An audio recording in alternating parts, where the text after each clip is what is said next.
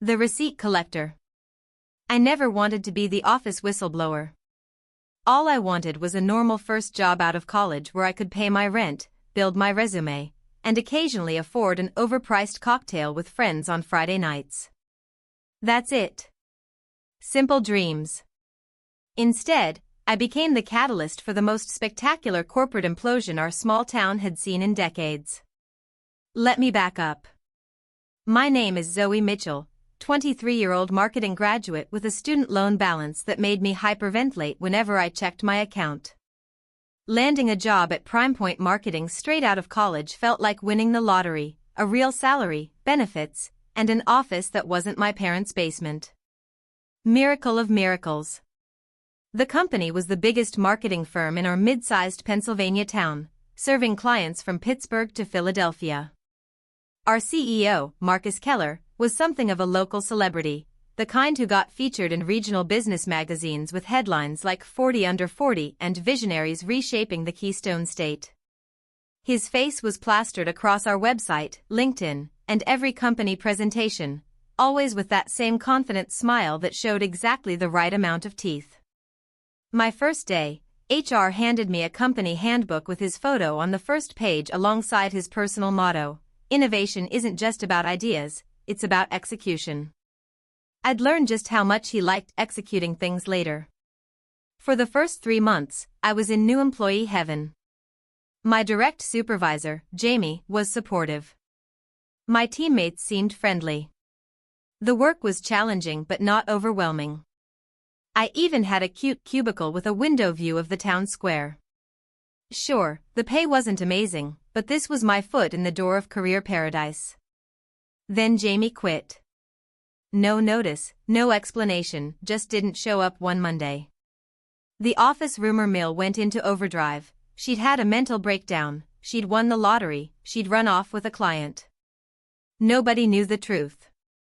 The day after Jamie's disappearance, Marcus himself strolled up to my desk. "Zoe, right," he said, as if he hadn't personally approved my hiring. "Yes, sir. Great work so far. I'm taking over your department temporarily while we find Jamie's replacement. You'll report directly to me." And just like that, I became the CEO's direct report. Some people would be thrilled at this career fast track. I was suspicious. Why would the CEO of a 60-person company suddenly take interest in supervising a junior marketing coordinator? The first red flag appeared during our initial one-on-one meeting. "So, Zoe," Marcus said, leaning back in his ergonomic chair that probably cost more than my monthly rent. "Tell me about yourself. Not the resume stuff, the real you." I gave him the sanitized version of my life story: Pennsylvania native, marketing degree from state, middle-class upbringing, love of hiking and photography. "No boyfriend?" he asked, eyes flicking to my ringless fingers. "No, sir, I'm focusing on my career right now." "Smart girl. And call me Marcus. Sir makes me feel ancient." The meeting continued with normal work talk, but that question lingered uncomfortably in my mind.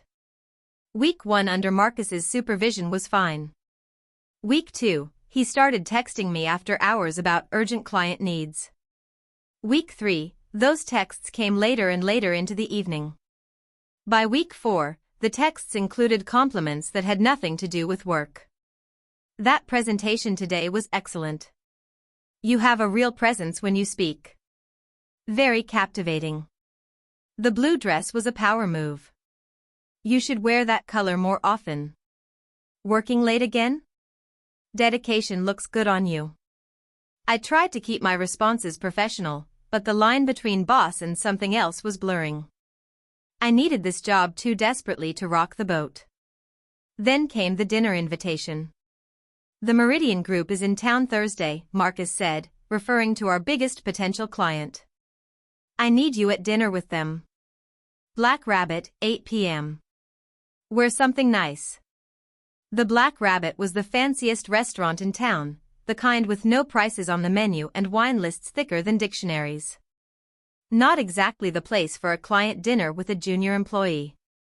Still, I told myself this was a professional opportunity. I bought a conservative black dress I couldn't afford and showed up Thursday night at 7:55 p.m. sharp. Marcus was already there, seated at a corner table. Alone. "Where's the Meridian team?" I asked, still standing. He smiled. "Change of plans. Their flight got delayed in Chicago. I figured since we're both here, we might as well enjoy the reservation." My stomach dropped. This wasn't a business dinner. This was something else. "I should probably go," I said, clutching my purse strap. "Nonsense. Sit down. The company's paying either way, and we can discuss your performance review. It's coming up, you know." And there it was, the subtle threat. My 3-month review would determine if I kept my job past the probation period. I needed that job security like I needed oxygen. I sat down. Dinner was excruciating. Marcus ordered for both of us without asking what I wanted. He selected an expensive wine I barely touched. He talked about himself endlessly, his vision for the company, his new Tesla, his recent divorce. "She couldn't handle my success," he said, swirling his 3rd glass of Cabernet. "Some women are intimidated by ambition." Then his hand was on mine across the table. "But you understand ambition, don't you, Zoe?" I pulled my hand away to check my phone. "Oh. My roommate needs me, emergency with our apartment. I have to go." I practically ran out of the restaurant. The next morning, I dreaded going to work. Would he be angry? Would I still have a job? But Marcus acted as if nothing had happened. The only acknowledgement of the previous night was a brief shame about the client dinner comment as he passed my desk. I started documenting everything. Call it paranoia or self-preservation, but something told me I needed records. I created a password-protected folder on my personal cloud drive titled Work Notes and began keeping a detailed log. April 12th, Marcus texted at 10:42 p.m. asking what I was wearing. Responded sorry, was asleep in the morning. April 15th, performance lunch at Grill 54 where he insisted I try his food. Kept touching my arm during conversation. April 18th, found him at my desk going through my drawer when I returned from bathroom. He claimed he was looking for the Henderson file, which is digital and he has access to. It wasn't just me. I began noticing how he treated other women in the office, the lingering looks, the unnecessary touching, the private mentoring sessions. Some played along. Others found reasons to be elsewhere when he approached. Then I discovered something worse. I was working late one evening, alone in the office except for Marcus in his glass-walled corner domain. He'd been on a conference call for hours, and I was finishing a client presentation due the next morning. When I passed his office to leave, I noticed he'd fallen asleep at his desk, his computer still on. I should have just left. Instead, curiosity got the better of me. His office door was ajar. I took a quick peek at his screen, telling myself I just wanted to make sure he hadn't passed out from some medical condition. The monitor displayed an open expense report. A very strange expense report. Line after line showed charges to the Black Rabbit restaurant, hotel rooms at the Westin downtown, gifts from jewelry stores, all classified as client entertainment expenses. But the names in the notes column weren't clients, they were female employees. Current and former. Including Jamie. My blood turned to ice when I saw my name on an upcoming reservation for a hotel suite the following Friday. I took out my phone and snapped pictures of the screen. Just as the shutter sound went off, stupid phone settings I'd forgotten to silence, Marcus stirred. I bolted, heart pounding, and didn't stop running until I reached my car. That night, I could barely sleep. I was looking at evidence that my CEO was not only a creep but potentially embezzling company funds to finance his predatory behavior. The hotel reservation with my name on it made me physically ill. The next day, Marcus was unusually friendly. Great news, Zoe. I'm taking you to the marketing conference in Chicago next weekend. It's time we showed the industry what kind of talent we have here. There was no marketing conference in Chicago. I'd checked. That sounds amazing, I lied, but I have my cousin's wedding that weekend. So disappointing to miss the opportunity. His smile tightened. Family events can be rescheduled. This is a career-defining moment. It's her only wedding. I'm a bridesmaid. Impossible to miss. For a moment, his mask slipped, and I saw pure anger flash across his face before the professional veneer returned. We'll discuss this later. My office, 5 p.m. That gave me 8 hours to figure out what to do. I considered my options. 1. Quit immediately. But I needed the job and the reference. 2. Report him to HR. But our HR person, Linda, played golf with Marcus every weekend. 3. Confront him with evidence. But that might provoke him. 4. Collect more proof and take it somewhere. I chose option 4, but I needed help. During lunch, I texted the one person I thought might know something, Jamie, my former supervisor who'd vanished. To my shock, she responded within minutes. Meet me at Coffee Grove, 4 p.m. Come alone. Coffee Grove was a small cafe 3 blocks from the office. I arrived 10 minutes early and secured a corner table. At exactly 4 p.m., Jamie walked in. She looked different, hair cut short, new glasses, a weariness in her eyes that hadn't been there before. I figured he'd eventually target you, she said without preamble. You fit his type. What happened to you, Jamie? Why did you leave like that? She stirred her coffee methodically. I said no. Repeatedly. The last time, I recorded it. The next day, I took the recording to Philip Dresner. The company founder? Philip had started PrimePoint 20 years ago and had semi-retired to Florida, leaving Marcus in charge 3 years earlier. Yes. Philip was appalled, promised to handle it. 2 days later, I was called to a meeting with Philip, Marcus, and Linda from HR. They played my recording, and then Philip said, "Get this, I've known Marcus since he was a boy. He's not capable of what this recording suggests. Clearly, it's been edited." Jamie's laugh was hollow. They gaslighted me, threatened legal action for recording without consent, and offered a severance package with an NDA that would financially ruin me if I spoke about it. I took the money because I had to. Been job hunting ever since, but Marcus makes sure to torpedo any potential employment in a 100-mile radius. My mouth was dry. I have evidence too. Expense reports showing he's using company money for his hunting expeditions, Jamie finished for me. I know. I found those too. Not enough proof on their own. They'll just say you misinterpreted business expenses. But I have the texts, the documentation of every incident. It's your word against his. And in that company, his word is gospel. We sat in silence as the gravity of the situation sank in. There are others, Jamie finally said. At least 7 women in the past 3 years. We need to find them, I said, an idea forming. All of us together, they can't ignore that many voices. Jamie shook her head. NDAs. They'll lose everything.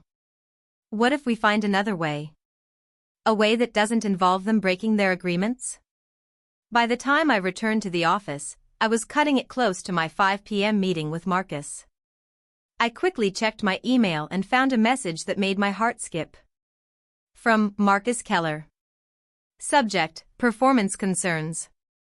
Zoe, I've noticed some concerning patterns in your work recently. We need to discuss your future with the company. Bring your active projects to my office at 5. Classic. He was already setting up a paper trail to justify whatever he planned to do. I grabbed my laptop and a notebook and headed to his office, hitting record on my phone's voice memo app in my pocket. Pennsylvania was a 2-party consent state for recordings, so this wouldn't be legal evidence, but I needed something for my own protection. The meeting was exactly what I expected: vague accusations of communication issues and failure to align with company culture. The subtext was clear: play ball with Chicago or clean out your desk. I'm confused, I said, feigning innocence. My last 3 projects came in under budget and ahead of schedule. Clients specifically requested me for the Westridge campaign. What specific performance issues are you referring to? Marcus leaned forward. It's more about attitude. Team players embrace opportunities. The Chicago trip is non-negotiable. Is it appropriate for me to ask who else is attending this conference? Just us. Focused mentoring opportunity. Could I see the conference agenda? To prepare properly. His jaw tightened. Enough games, Zoe. Here's the situation: I determine your future at this company. You're still in your probation period. The decision about whether you continue here is entirely mine. Chicago can be a celebration of your permanent position, or you can clean out your desk now. Your choice. It was the closest he'd come to an explicit threat. My hands shook under the table, but I kept my expression neutral. I'll need to think about it. Don't think too long. I need an answer by end of day tomorrow. He smiled, victory already in his eyes. That's all. I walked out on unsteady legs. In the bathroom, I locked myself in a stall and finally let the tears come. I was terrified, angry, and most of all, felt utterly trapped. But as my grandmother used to say, a trapped fox gnaws off its own leg, or it outsmarts the hunter. That night, I called Jamie. I need the names of the other women. They won't talk, Zoe. The NDAs? I don't need them to talk. I just need to confirm a pattern. After some persuasion, Jamie gave me what she knew: names, approximate dates, departments. Over the next day, using the company database I still had access to, I created a timeline. Marcus had a clear pattern: target a young employee, isolate her professionally by becoming her direct manager, escalate from texts to dinners to overnight business trips, and when it inevitably went south, either pay her off with an NDA or push her out with fabricated performance issues. But the expense reports were my golden ticket. If Marcus was billing his predatory behavior to the company as business expenses, that wasn't just harassment, it was fraud. I needed more concrete evidence. Going through the digital filing system with my limited access, I found bits and pieces: calendar entries for non-existent client meetings, travel expenses for conferences that hadn't occurred, receipt submissions for meals with potential clients who didn't exist. Not enough on its own, but a start. Then I had a realization: Marcus wasn't tech-savvy. He often had his assistant print documents for him because he preferred paper. That meant physical copies might exist. The next morning, I arrived at work obscenely early, 6 a.m., when only the cleaning staff was present. Using my key card, I accessed the executive file room where hard copies of financial records were kept. 20 minutes of searching yielded gold: a folder labeled Executive Discretionary Expenses, Confidential, containing 3 years of Marcus's receipt submissions. Hotel folios showing room service for 2, champagne charges, spa treatments booked under employee names. Dinner receipts with employee names scrawled in the margins. Black Rabbit receipts with client meeting Zoe Mitchell written on them for dinners we never had. I took photos of everything, my hands shaking with adrenaline. By the time others arrived at work, I was calmly at my desk, pretending to review client briefs while my mind raced through next steps. At 3 p.m., Marcus stopped by my cubicle. Decision time, Zoe. Chicago? I took a deep breath. I'm afraid I can't make it. Family commitment. His smile disappeared. Then I'm afraid we have to discuss your termination. HR meeting, 4 p.m. As he walked away, I sent a blank email to my personal address with all my evidence attached: photos, timeline, names, everything. Then I downloaded my contact list, personal files, and anything else I might need. If I was going down, I was going prepared. The HR meeting was brutal. Linda and Marcus tag-teamed me with fabricated performance issues, attitude problems, and vague complaints from unnamed colleagues. They pushed a severance agreement across the table, 2 weeks' pay in exchange for an NDA and a promise not to disparage the company. "I'll need to review this with my lawyer," I said, buying time. "The offer expires at close of business today," Linda replied coldly.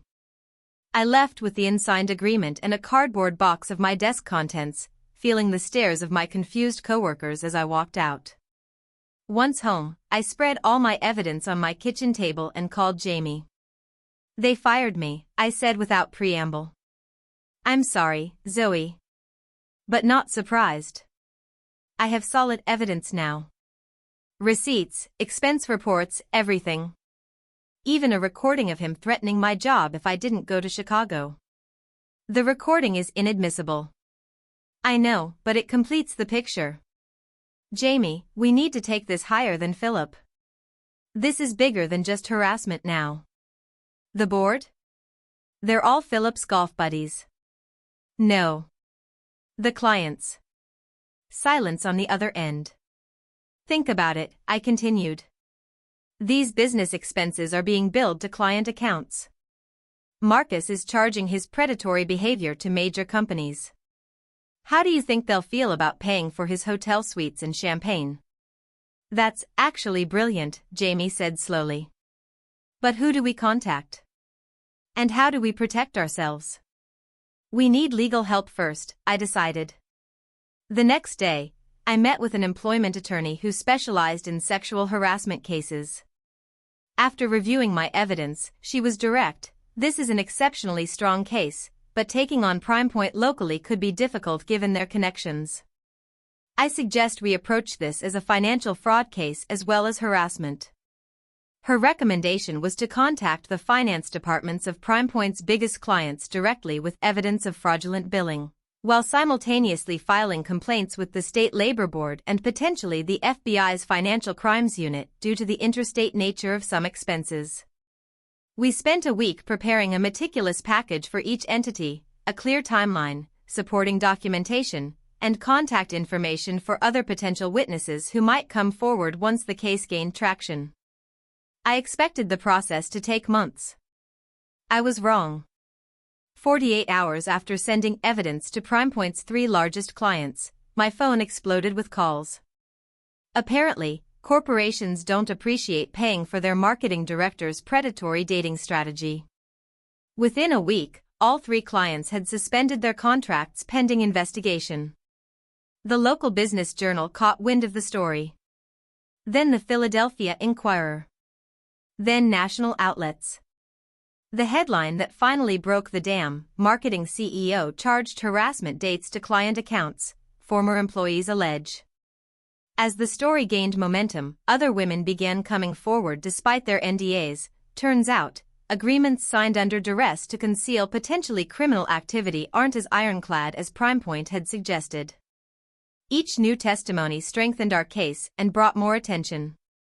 Philip Dresner flew back from Florida in a panic, calling an emergency board meeting that resulted in Marcus being placed on administrative leave pending investigation.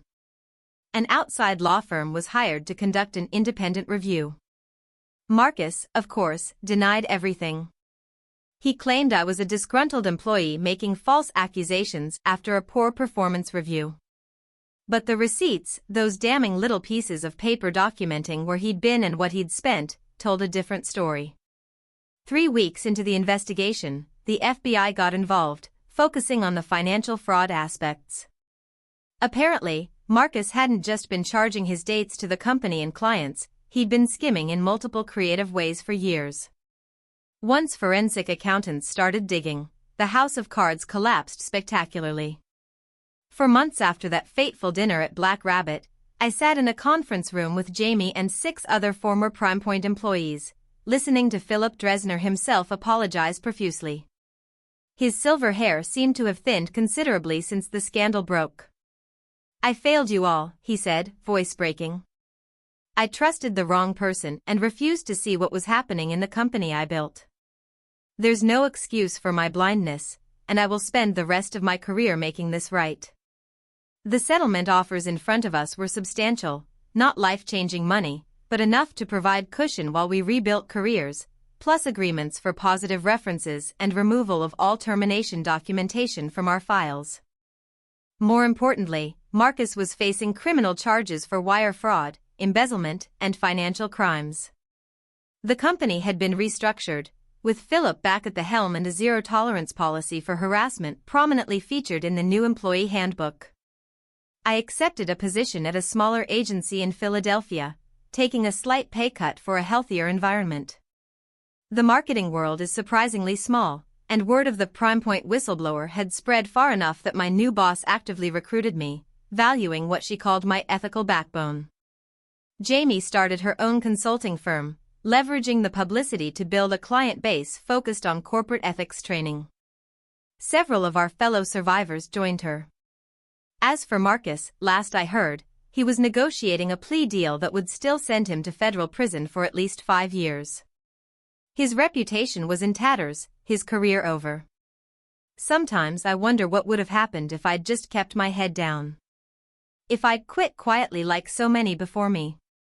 If I hadn't become obsessed with documenting everything. Life would certainly have been simpler. But some costs are too high to accept, some battles too important to walk away from. On my desk at my new job sits a small, framed receipt, my last coffee purchase at PrimePoint before being escorted out. I keep it as a reminder that paper trails aren't just good accounting, sometimes they're the breadcrumbs that lead to justice. My grandmother was right. A smart fox doesn't need to gnaw off its leg. Sometimes it just needs to gather receipts. The end.